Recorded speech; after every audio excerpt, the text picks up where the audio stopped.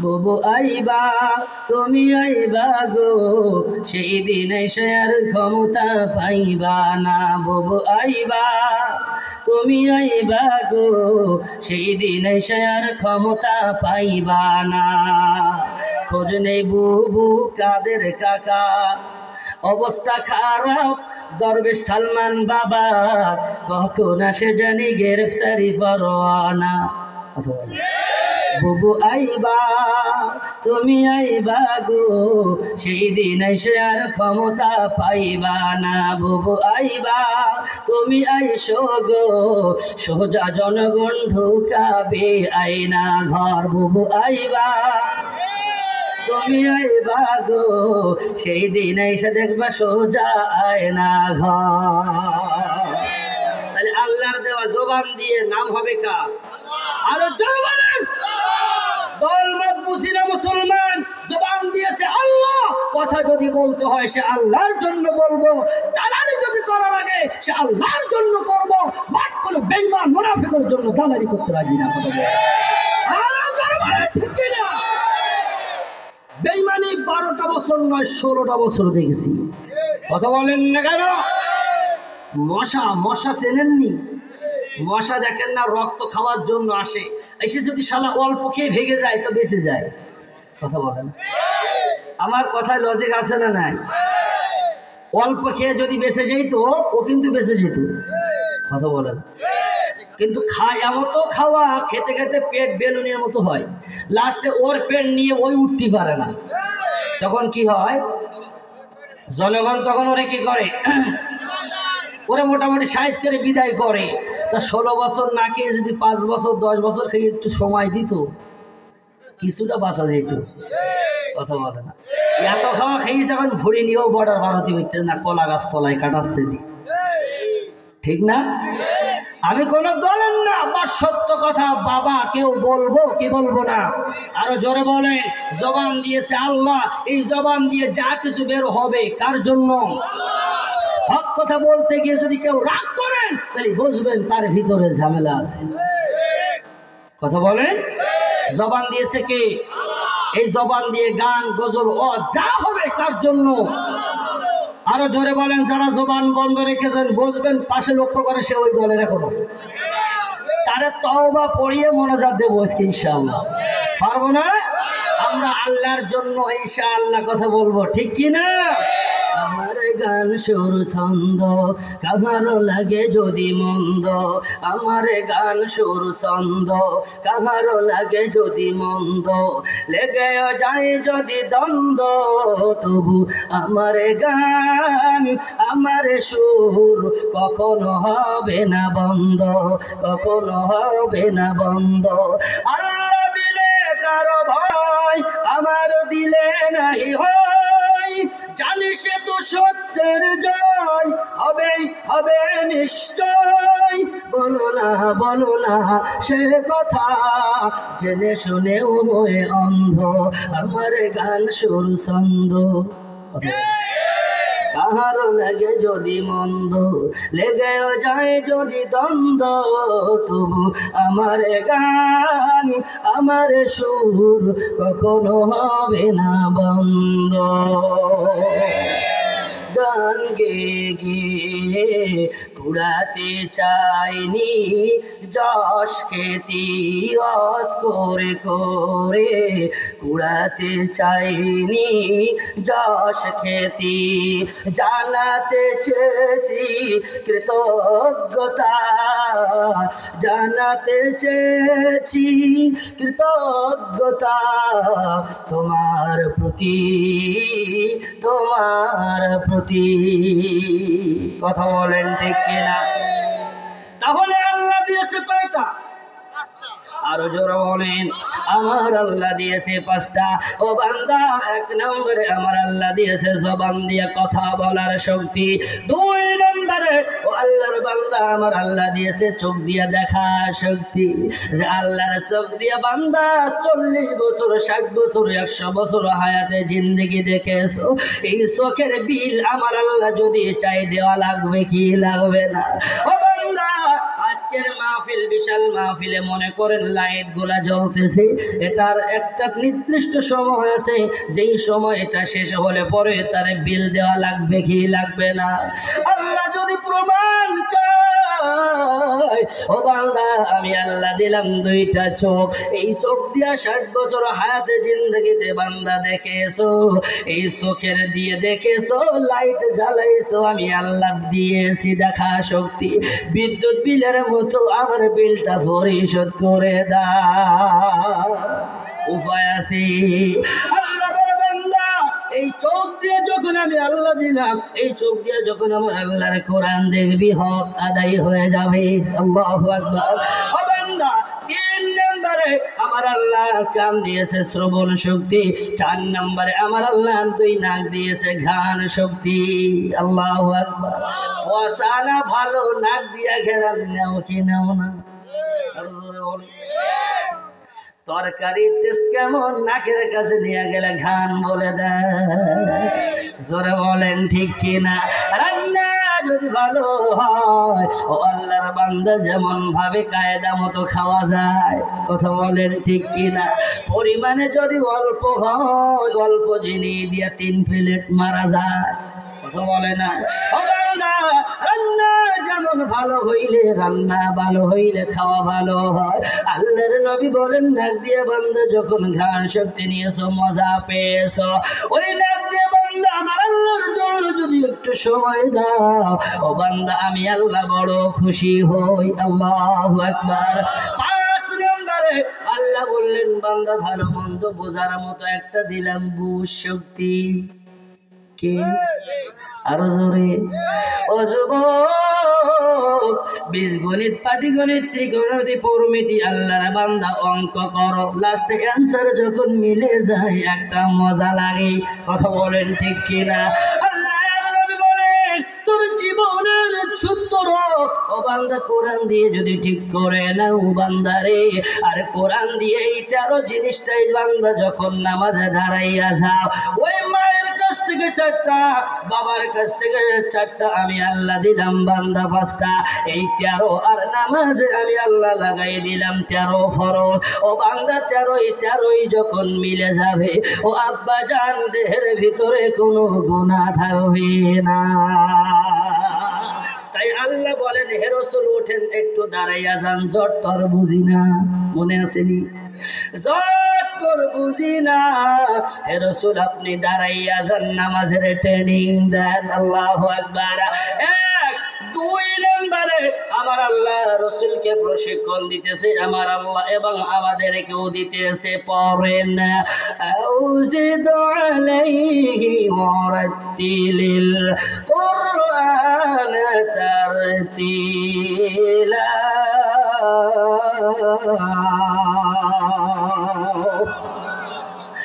কালামে জিন্দা কুরআন হাকিম, হিকমতে উলা জালাস্তু কদিম, জামিউল ইলম ফিল কুরআন হাকিম, তাকাসারাত আনহু আফহামুর রিজাল।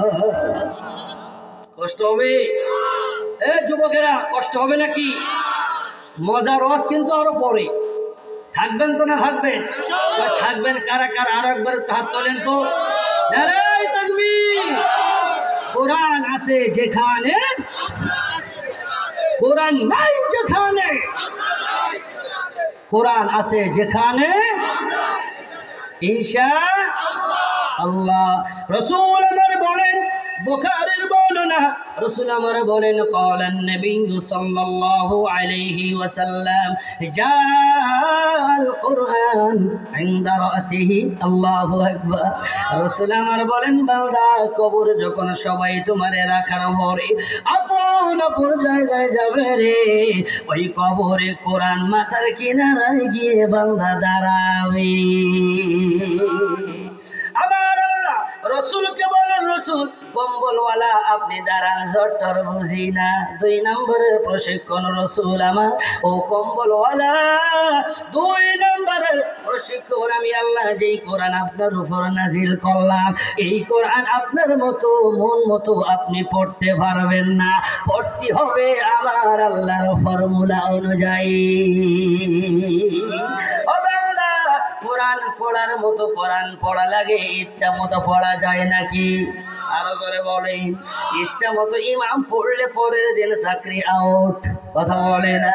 ও বান্দা, কোরআন পড়ার মতো পড়ে না, কারণ কোরআন যখন বান্দা পড়ে নিবে, এই কোরআন সুপারিশ করবে কবর থেকে কিয়ামত পর্যন্ত।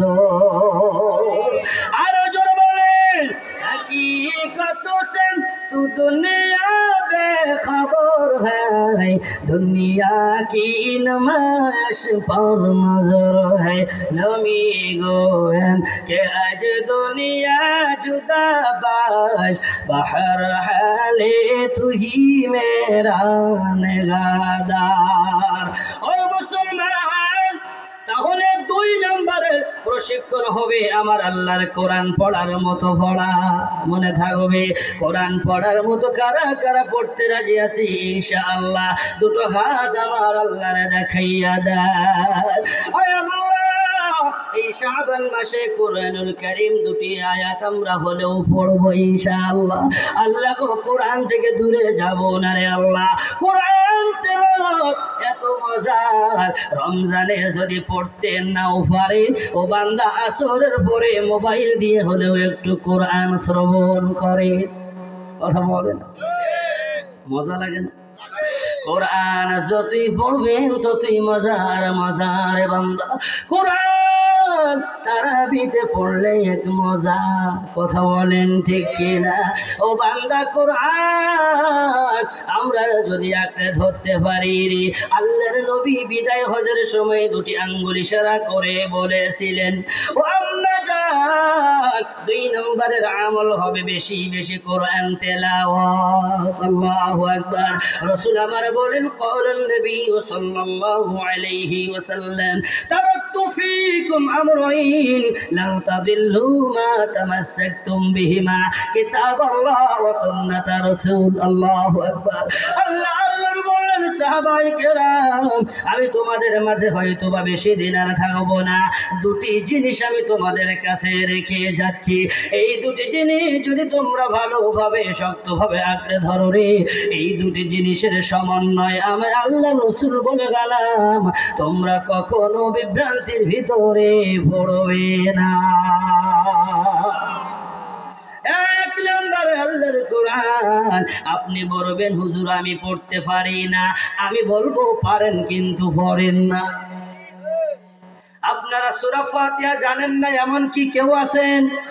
ও বান্দা, দৈনন্দিন যদি আম্মা জান রান্না করা অবস্থায়, রান্না নামানো অবস্থায়, তরকারি কাটা অবস্থায়, আব্বা জান গাড়ি চালানো অবস্থায় আপনি সূরা ফাতিহা পড়তে পড়তে যাইবেন, কষ্ট হওয়ার কথা না, অসুবিধাও হওয়ার কথা না, কথা বলেন। এজন্য আমি বলবো, আপনি পারেন কিন্তু পড়েন না। আল্লাহর রাসূল বলেন, আমার আল্লাহ জানে বান্দা ইজি কাজে অল টাইম বিজি থাকবে, এ বান্দা এ কোরআন পড়ার হয়তো সময় পাইবে না। আল্লাহর নবী বলেন, ও বান্দা, আমার আল্লাহ তোদের সহজ করার জন্য রে বান্দা বিসমিল্লাহ পড়েন, বিসমিল্লাহ, একটা জবান বন্ধ থাকবে না। বিসমিল্লাহির রহমানির রহিম। ও আব্বা জান, খুলনা দাকুব থানার মুসলমান আমার ভালো করে খেয়াল করেন রে বান্দা, এখানে ওলামায়ে কেরাম বসা আছে। এই বিসমিল্লাহির রহমানির রহিম দেখবেন সব সূরার শুরুতে আগে লেখা থাকে আলাদা করে, কথা বলেন। ও বান্দা, সব জায়গায় আল্লাহ আলাদা করে দিলেন। সূরা তাওবার শুরুতে 10 নম্বর পারায় আমার আল্লাহ বিসমিল্লাহ বিলুপ্ত করে দিলেন, উঠাই দিলেন। আর বিসমিল্লাহ লইয়া সূরা নমলের ভিতরে 19 নম্বর পারায় আমার আল্লাহ একটা কোরআনের আয়াত বিসমিল্লাহরে বানাই দিলেন। আল্লাহ প্রমাণ করে দেয় ও বান্দা তোদেরকে আমি আল্লাহ কত ভালোবাসি তোমরা তো জানো না। বান্দারে আমি আল্লাহ সূরা তাওবা থেকে উঠাই দিয়া ওই নম্বরে লাগাই দেয়ার একটাই কারণ রে বান্দা, যে কোরআন পড়তে পারে না, সময় পায় না, সে যদি বসে বসে দাঁড়িয়ে শুয়ে যেইভাবেই বলেন ওই আয়াত খালি পড়ে না, আমার আল্লাহ বলেন ওই আয়াতের বরকতে আল্লাহ কোরআন পড়ার নেকি ওই বান্দা ওই বান্দির আমল নামায় লিখে দেয়। আরো জোরে বলেন সুবহানাল্লাহ। কোরআন আছে যেখানে, কোরআন আছে যেখানে আমরা নাই সেখানে। হ্যাঁ ও বান্দা, কোরআন দিয়ে যারা জীবন গড়েছে, কোরআন দিয়ে যারা রাষ্ট্র চালাইয়েছে, ও বান্দা কোরআন দিয়ে এক সপ্তাহ রাষ্ট্র চালাইয়া দেখেন, কথা দিলাম ও বান্দা ওই রাষ্ট্র হবে আল্লাহর বান্দা চোর মুক্ত। বলে না চোরের গোষ্ঠী সব মন্ত্রী পরিষদে, কথা বলে চোরের গোষ্ঠী সব এমপিরা, পার্লামেন্টের বাজেট হয় 10 কোটি, কাজে লাগে 10,000। মাঝখানের টাকা কই যায়? তাহাজ্জুদের জায়নামাজ কিনতে যায়। হ্যাঁ যুবক কই যায়? সব 5 স্টার হোটেলে যায়। কথা বলেন আগে দেখতাম ছোটবেলায় শুনতাম আলিফ লাইলা, আর এখন ফেসবুকে আগে মামুন লাইলা জ্বালাই, সব শেষ। কথা বলেন ওই জায়গায় যায় টাকা সব। কথা বলেন না কেন? কোরআন দিয়ে রাসূলের মতো 2 নম্বরে যদি আমলে পরিণত করতে পারি, এই প্রশিক্ষণ আমরা দিতে পারি, আমার আল্লাহ আপনার আমার জন্য 2 নম্বরের জাহান্নামের দরজা বন্ধ করে দিতে পারে। জাহান্নাম থেকে বাঁচা অত 4 টাকানি কথা না, এই মামার বাড়ির হালুয়া জাহান্নাম থেকে বাঁচা যাবে। আমল সে জিন্দগি বনতি হ্যায়, কথা বলে না? আমল সে জিন্দগি বনতি হ্যায়। ও বান্দা কোরআন তাহলে বিসমিল্লাহ দিয়ে আমরা জীবনটা চালিয়ে নিতে পারি কি পারি না? আল্লাহ বলেন কোরআন দিয়ে জীবনটা চালিয়ে নিতে পারি রে বান্দা। এই সব আমল দিয়া সময় মতো ইনশাআল্লাহ 12টার আগেই মোনাজাত, কষ্ট হবে না তো? ও বান্দা কোরআন দিয়ে যারা রাষ্ট্র চালায় আমরা তাদেরকেই পেতে চাই, কথা বলেন ঠিক কিনা? ও বান্দা কোরআন দিয়ে যদি রাষ্ট্র চালানো হয়, এই রাষ্ট্র হবে স্বর্ণের চেয়েও দামি। মনের মাঝে শুধু এই বেদনা, আসবে কবে সেই সূর্য সেনা যারা করবে জারি কোরআনে যে ধারায়। বলেন মনের মাঝে কষ্ট হবে, মনের মাঝে শুধু এই বেদনা, আসবে কবে সেই সূর্য সেনা যারা করবে জারি কোরআনে যে ধরা। যুবকদের হাত দেখতে চাই, যাদের ভাবে আজ এই হতাশা, টাইট করে নিয়া পূরণ করিবে তারা জাতির আশা। যাদের ভাবে আজ এই হতাশা, পূরণ করিবে যারা জাতির আশা, তাদেরই পথ চেয়ে আমি অসহায়, তাদেরই পথ চেয়ে আমি অসহায়, করবে জারি কোরআনে যে ধারায় যারা, করবে জারি কোরআনে যে ধারায়। খোদার পথে যারা জীবন দিল, সোনার জীবন যারা বিলিয়ে গেল, তাদেরই পথ পেয়ে আসবে বিজয়। বলেন তাদেরই পথ দিয়ে আসবে বিজয় করবে যারে কোরআনে যে ধারায় যারা করবে যারে কোরআনে যে ধারায় কথা বলেন ঠিক কিনা কোরআন দিয়ে যখন জীবনটা চালাবে এই কোরআন দিয়ে জীবন চালাইলে বউয়ের কথাই মা বাবারে আর কষ্ট দিতে পারে না কথা বলো না কোরআন দিয়ে যারা জীবন চালাবে ও বান্দা ওই কোরআন দিয়ে জীবন চালাইলে পরিবার চালাইলে বৌমা শাশুড়িকে আর অমূল্যায়ন করতে পারে না কারণ কোরআন এমন কিতাব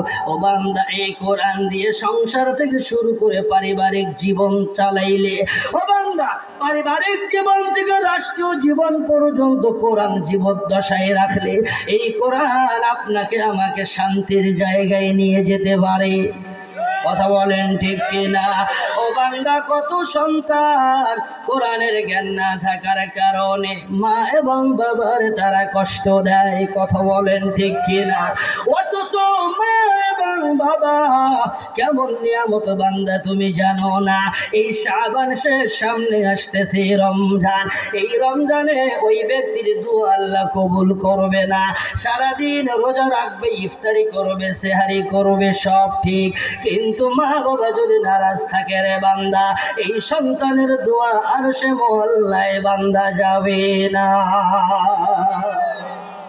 ও বান্দা মা বাবাকে সম্মানিত করেছেন কি জোরে বলে ওই মা বাবার জন্য আমার আল্লাহ দোয়া শিখাইলেন পড়েন রব্বির হামহুমা কামা রব্বায়ানি সগীরা জোরে বলেন রব্বির হামহুমা কামা রব্বায়ানি সগীরা আল্লাহ বলে বান্দা তোর মা এবং বাবার জন্য আমি আল্লাহ নিজে দোয়া শিখাই দিলাম রে বান্দা ওই মা এবং বাবার সামনে ও বান্দা তোমার বিনয়ের ডানাকে তুমি বিছিয়ে দাও রে বান্দা কারণ কি জানেন ও বান্দা একটা পাখি যখন দুইটা ডানা যেমন বিলিয়ে দিলে বিছাইয়ে দিলে ওই পাখির গায়েটায় যেমন আর কোনো শক্তি থাকে না আল্লাহ পাখির সাথে মা বাবার সম্পর্কে উদাহরণ দিয়ে আল্লাহ বুঝাইতেছে রে বান্দা একটা পাখির মতো তোমার ওই শক্তিশালী দুইটা ডানা ও বান্দা তোমার দেহখানা মা বাবার কদম মোবারক বিলাইয়া দাও ও আল্লাহর বান্দা বিনয়ের সাথে দোয়া নিয়ে চলো আমি আল্লাহ মা বাবা খুশি আমি আল্লাহ অটো খুশি আমার নবীর জীবনে মায়ের কাছ থেকে দোয়া নিতে নবীজি ভুলেন নাই বাবাকে যদিও দেখতে পান নাই মায়ের কাছ থেকে দোয়া নিতে ভুলেন নাই আল্লাহর নবী প্রমাণ করে দেয় কোরআন দিয়ে যারা জীবনটা চালাবে 2 নম্বরের আমল করবে এই ব্যক্তি কখনো মা এবং বাবার কষ্ট দিতে পারে না কারণ জানেন না আমি বড় হুজুর হয়েছি ওই মায়ের ডিম বেচা পয়সা খেয়ে কথা বলেন ঠিক কিনা আপনি বড় ডাক্তার হয়েছেন মায়ের ওই ডিম বেচা পয়সা দিয়ে রে বান্দা আপনি বড় ইঞ্জিনিয়ার ওই মায়ের ডিম বেচা পয়সা যদি না থাকতো ইঞ্জিনিয়ার হওয়া যেত না কথা বলে আমি নিজের কথাই বলি আমার আব্বা জান আবুল হাসান যুক্তিবাদী আমার আব্বা ওনার 5 ছেলের ভিতরে আমি মেজো ওনার ছেলেরা গুলো আলহামদুলিল্লাহ আমরা ভাইয়েরা সবাই আলেম বলেন আলহামদুলিল্লাহ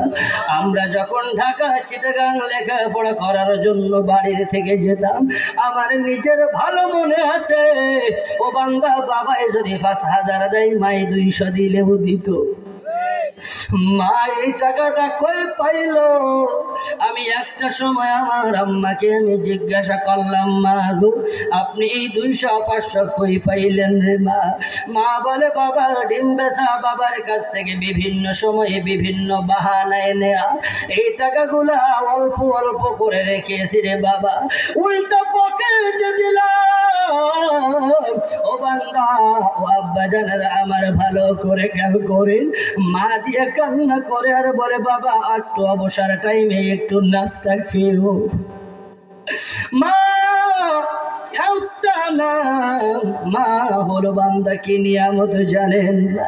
ওই মায়ের টাকা দিয়ে দিয়ে তো আজকে বড় হুজুর হয়ে বিশাল কিছু হয়ে গেল, কিন্তু মায়ের দোয়া ছাড়া আল্লাহর ওলি হতেও পারে না। আব্দুল কাদের জিলানী থেকে খাজা মঈনুদ্দিন চিশতি থেকে চরমনের আল্লাহর কুতুব সহ আল্লাহর বান্দা সরসিনা হুজুর সহ যত আল্লাহ ওয়ালা দুনিয়াতে এসেছে সবার জীবনে হাত দিয়ে দেখুন, সবার জীবনটা বের করে দেখুন রে বান্দা, মা বাবার দোয়া ছাড়া বড় হতে পারে না।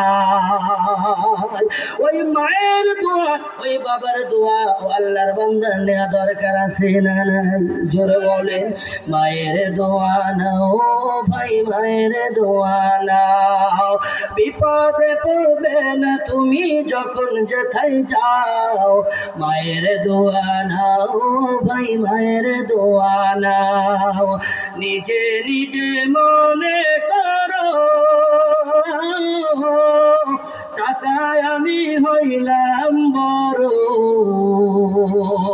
যার কারণে মৃত্যু মুখে বেঈমান হয়ে যাও, যার কারণে বলেন মৃত্যু মুখে বেঈমান হয়ে যাও, মায়ের দোয়া নাও ভাই, মায়ের দোয়া নাও। বাইজিদেরই ছোট্ট শিশু মায়ের দোয়া নিত পিছু, কথা বলেন ঠিক কিনা? আমার জীবনের ছোট্ট একটা কথা মনে পড়ে গেছে, না বললে নয় রে বান্দা। প্রতিনিয়ত মাহফিলে বাহিরে থাকা হয়, বাহিরে যাওয়া হয়, আজও পর্যন্ত মায়ের কাছ থেকে বাবার কাছ থেকে দোয়া নিতে ভুল করি না। ও বান্দা, ঢাকা শহরে আল্লাহর বান্দা খোঁজ নিয়ে দেখেন একটা মেয়র ছিল আনিসুল হক। এই আনিসুল হক আজকে দুনিয়াতে নেই রে বান্দা, চলে গেছে। এই মেয়র নামক আনিসুল তার একটা বক্তব্যে স্টুডেন্টদের নিয়ে তিনি দিয়েছিলেন আরো কয়েক বছর আগে। তিনি বলেছিলেন, ছাত্র বন্ধু আমার, ছাত্রী বন্ধু আমার, আমার যখন এসএসসি পরীক্ষা, একটা পরীক্ষার আগে আমার গায়ে প্রচন্ড জ্বর। এই জ্বর অবস্থায় আমি লেখাপড়া মোটেও করতে পারি নাই। আমি বিশ্রামের জন্য শুয়ে গেলাম। আমার মা জননী আমার জন্য পাশে বসে বসে নামাজের মুসল্লায় বসে দোয়া করতে ভুলে নাই। আমি যত টাইমে পরীক্ষা দেওয়ার কোনো প্রস্তুতি আমার ছিল না। আমার আম্মা সময় মতো গোসল করে হালকা খানা নাস্তা দিয়ে আমাকে নিয়ে যখন স্কুলের উদ্দেশ্যে রওনা দিতেছে, আমি বললাম, মা আমি আনিসুল তো কোনো লেখাপড়া করার সুযোগ পাইনি, আমি কি লিখবো, কি পরীক্ষা দিব? মা আমার মাথায় হাত বুলে দিয়ে বললেন, আনিসুল চিন্তা করো না, তুমি বিসমিল্লাহ বলে লেখা শুরু করবে, আমি মা বাহিরে বসে বসে তোমার জন্য দোয়া করব। ও আনিসুল, তুমি বাবা লেখাপড়া করো নাই, কোনো অসুবিধা নাই। আমি আনিসুল পরীক্ষার হলের ভিতরে ঢুকে গেলাম। আমি পরীক্ষা কি দিলাম, কি লিখলাম আমি নিজেও বলতে পারি না, কিন্তু আমার যখন রেজাল্ট আউট হলো আমি দেখলাম সেই সাবজেক্টটায় সর্বোচ্চ নাম্বার পেয়ে আমি আনিসুল বিজয় হয়েছি। ছাত্র বন্ধু আমার, তোমরা এক সময় বিশাল কিছু হইবে, তোমরা অনেক কিছু দেশের কর্ণধর হয়ে দাঁড়াবে, হতেও পারে আগামী দিনের প্রধানমন্ত্রীও হতে পারো। আমি বলে গেলাম, মায়ের কাছ থেকে দোয়া নিতে কোনোদিন তোমরা ভুলবে না। আল্লাহর রাসূল বলেন, মা বাবাকে তোমরা কদর করো, যাদের ইন্তেকাল করে গেছে রে বান্দা, এই মাসে তোমরা বেশি বেশি রমজানে, শাবানে, রজবে, ও বান্দা ঈদুল আজহা, ঈদুল ফিতরে মা বাবার জন্য দান করে দাও। আল্লাহ গো, মা থাকলে বাবা থাকলে তো নতুন কাপড় দেওয়া লাগতো, কথা বলে ঠিক কিনা? আব্বাজান, আমার বাবা থাকলে নতুন পোশাক দেওয়া লাগতো, ওই টাকাটা ঈদগাহে ঈদের দিন যদি বান্দা দান করে দাও, আমার আল্লাহর নবী বলে ওই দানের ওসিলায় আমার আল্লাহ তোমার মা বাবার জন্য জান্নাতি পোশাক আমার আল্লাহ রেডি করেছে। আরো জোরে বলেন সুবহানাল্লাহ। তাহলে কোরআন দিয়ে আমরা মা এবং বাবাকে কদর করব কি করব না? এই যুবক, আপনাদের আরো কয়েকটা কথা বলি। আমরা মনে করি শ্বশুরকেও কদর করা লাগবে না। অনেকে আছে শ্বশুরের কদর করে বাবারে বাদ দিয়া, আবার অনেকে আছে বাবারে কদর করে শ্বশুরকে বাদ দিয়া। কথা বলেন ঠিক কিনা? বুখারীর বর্ণনা, কথাটা যেহেতু এসে গেছে বলে যায়, আল্লাহর নবীকে প্রশ্ন করা হলো, ইয়া রাসূলুল্লাহ, আমাদের পিতা কয়জন? আল্লাহু আকবার বলেন। আমাদের পিতা কয়জন? নবী বললেন 3 জন। আল্লাহু আকবার। আল্লাহর নবী বললেন, তোমার জন্মদাতা মা এবং বাবা তোমার পিতা। তুমি বিবাহ করে থাকলে তোমার শ্বশুর শাশুড়ি ও তোমার পিতা। 3 নম্বরে তোমার শিক্ষক গুরুজন, তুমি যার কাছে শিক্ষা অর্জন করেছো সেই শিক্ষক স্যার তোমারও একজন পিতা। সাহাবায়ে কেরাম বললেন, ইয়া রাসূলুল্লাহ, 3 পিতার ভিতরে আদর্শ উত্তম পিতাকে? আল্লাহর নবী বললেন, ক্বালান নবী সাল্লাল্লাহু আলাইহি ওয়াসাল্লাম, খায়রুল আবাই মান তাআল্লামা। আল্লাহু আকবার। আল্লাহর নবী বলেন, 3 পিতার ভিতরে উত্তম পিতা তোমার শিক্ষক। আরো জোরে। এ যুবক, আমরা তো শিক্ষকদের রেসপেক্ট করি না। কত বড়! আমরা শিক্ষকদের দিলে পিছাব আরো বাড়িয়ে দেই।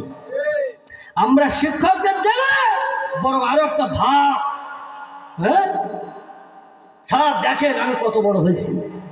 শিক্ষকের সামনে আপনি মোটেও বড় হননি, বরং আপনি বড় হওয়ার ভান করেছেন বা ভাব ধরেছেন, আপনি ইবলিস শয়তানে পরিণত হয়েছেন। কথা বলেন ঠিক কিনা? এজন্য মা এবং বাবাকেও সম্মান করবেন, শ্বশুর এবং শাশুড়িকেও সম্মান করবেন। আবার আপনাদের ম্যাডামদেরকে বলে যায়, আম্মা জান, আপনিও আপনার মাকেও মা মনে করবেন, আপনার শাশুড়িকেও মা মনে করবেন। না হয় ফলাফল কি হবে? ওই 16 বছরের মতো আপনিও একদিন শাশুড়ি হবেন। কথা বলে না? আপনিও কি হবে? শাশুড়ি। ওই দিন আপনার বৌমাও আপনার সাইজ করে ফেলাবে ঝাঁটা দিয়ে। কথা বোঝেন নাই?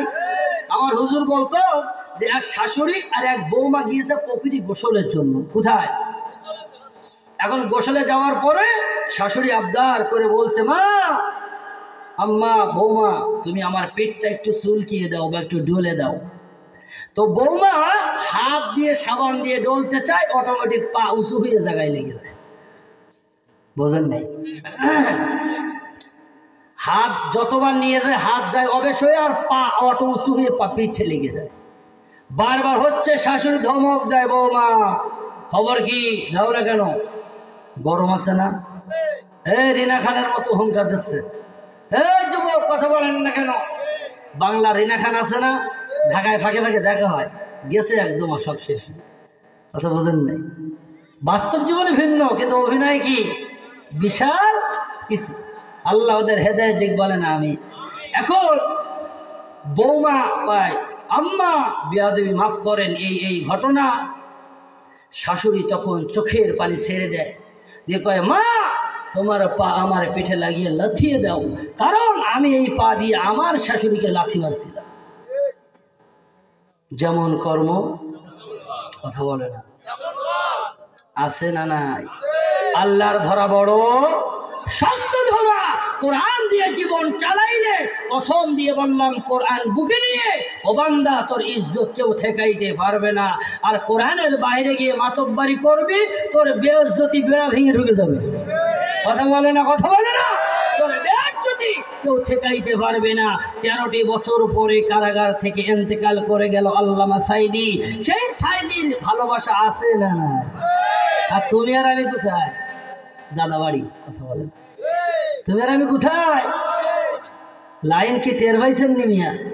টের পাইছেন না? অঙ্ক মোটামুটি একটু বোঝা গেছে না, যে কোন কায়দায় অঙ্ক কষলি কোন কায়দায় মেলে নাকি? কথা বলেন? কোরআনের মতো দামি কিতাব পৃথিবীর জমিনে আর নাই। তাই আল্লাহ প্রমাণ করে দেয়, হে বন্ধু, আপনি কোরআনের প্রশিক্ষণ 2 নম্বরে গ্রহণ করেন। কোরআন দিয়ে জীবন চালান, কোরআন দিয়ে রাষ্ট্র চালান, কোরআন দিয়ে পরিবার চালান। আমি আল্লাহ আপনার সফলতা এনে দিব।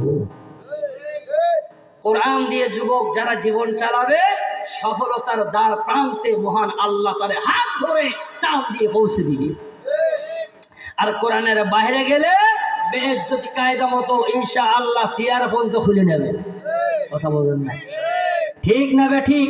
আবার হুজুর বলতো যে আল্লাহ কেমনে সাইজ করবে এটা বুঝাতে গিয়ে এই গল্পটা আপনাদেরও বলি, বিরক্ত হচ্ছেন?